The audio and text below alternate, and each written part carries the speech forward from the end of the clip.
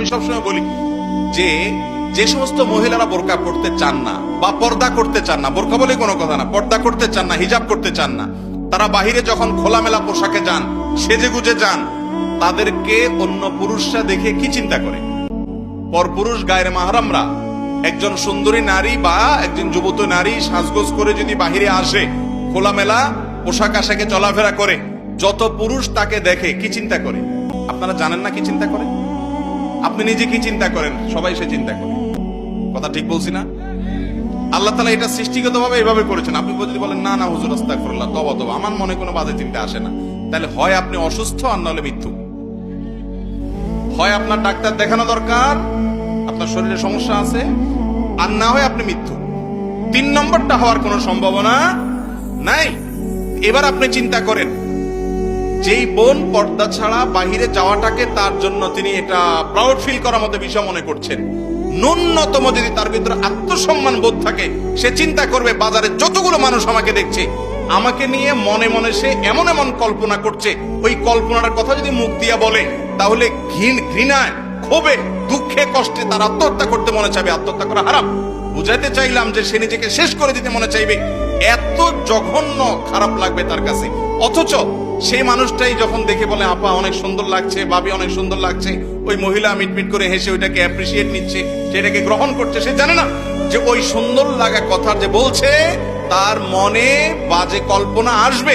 যদি কখনো না আসে, হতে পারে প্রাইমারি লেভেলে কারোর মনে বাজে চিন্তা আসলো না, কিন্তু আসবে। যেখানে বাজে চিন্তা আসার সম্ভাবনা আছে, ওখানে নিজেকে সেভ করাটাই হলো বুদ্ধিমান মানুষের কাজ।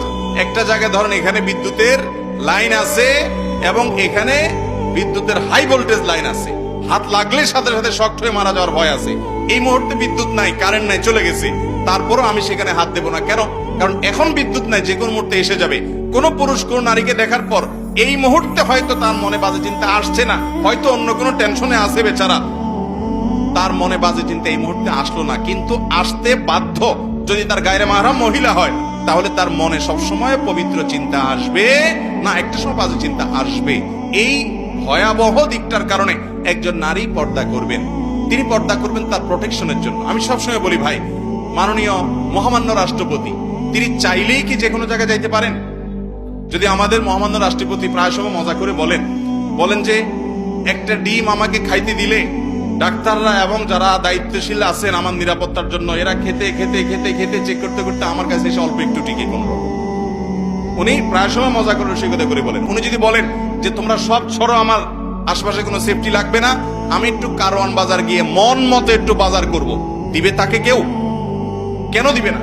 কারণ তার নিরাপত্তা বিঘ্নিত হবে। আল্লাহ তাআলা মেয়েদেরকে পর্দার বিধান দিয়েছেন তাদের নিরাপত্তার জন্য। পৃথিবীর উন্নত দেশ হিসেবে যাদেরকে আমরা অনেক দিক থেকে আইডল মনে করি, তাদের অনেক ভালো দিকও আছে। সেই ইউরোপিয়ান পশ্চিমা দেশগুলোতে মহিলারা, পুরুষরা সবাই উচ্চশিক্ষিত, তথাকথিত সভ্য, ভদ্র, অনেক দিক থেকে আমাদের চাইতে ভালো। কিন্তু কর্মক্ষেত্র থেকে নিয়ে শুরু করে শিক্ষা প্রতিষ্ঠান পর্যন্ত সর্বস্তরে মেয়েরা যৌন নির্যাতনের শিকার যে পরিমাণ হয়, পত্রপত্রিকার রেশিওগুলো দেখলে বোঝা যায় আমাদের সমাজে, মুসলিম প্রধান সমাজে এখনো পর্যন্ত মেয়েরা সেই তুলনায় হাজারো গুণ ভালো আছে, আলহামদুলিল্লাহ। এর মূল কারণ হলো পর্দা। অতএব পর্দা এটা মেয়ের নিরাপত্তার জন্য। স্ত্রীকে যদি কাউন্সিলিং করানো যায়, ইনশাআল্লাহ তিনি আমলে আনবেন। যদি তিনি না করেন, স্বামী তার সমস্ত দায়িত্ব পালন করেন, আল্লাহর কাছে স্বামীর দায়িত্ব মুক্ত হবেন ইনশাআল্লাহ।